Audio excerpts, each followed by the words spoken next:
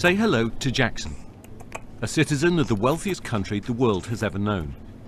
And yet, he's clothed in handouts. His parents can't find work. Say hi. They have no home of their own. And every morning, they come to the Manor House charity, where the poor of Baltimore meet for a little food, warmth, and compassion. Like much of America, this is a story of two worlds. Baltimore is actually something of a boomtown these days. But it doesn't feel like it in many parts of the city. In this economy, there is no trickle-down. Gun crime is surging here. Baltimore was even more violent than Chicago last year, driven by gang turf wars.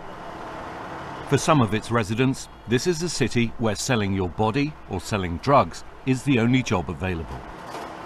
If you want to know what poverty in America looks like, well, this is it. Incredibly, this entire block here is pretty much made up of dilapidated, abandoned houses. Incredibly, some people are still living in between this, though.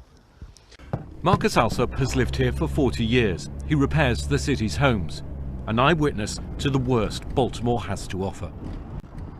Roaches, mice, an epidemic in bed bugs. The neighborhoods are falling apart, not because the people are bad people.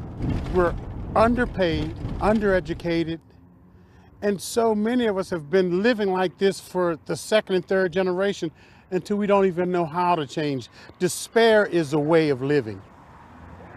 And this is where it resides, on a bleak row of abandoned homes. This is the end of the line for Americans gripped by poverty. Here we met the last family living on the block. 3 generations of the Stewart family are crammed in here. They're months behind on the rent. Unpaid bills are piling up. Not surprising when they have just $30 a day to survive. I love you. Be careful. Have a good day. They've been evicted before, forced to live in one of Baltimore's many abandoned homes.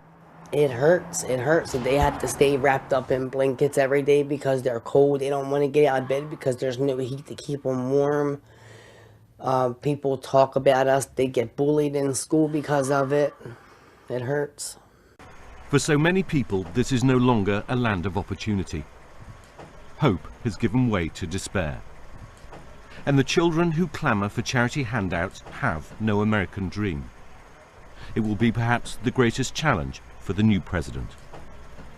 Ian Pannell, BBC News, Baltimore.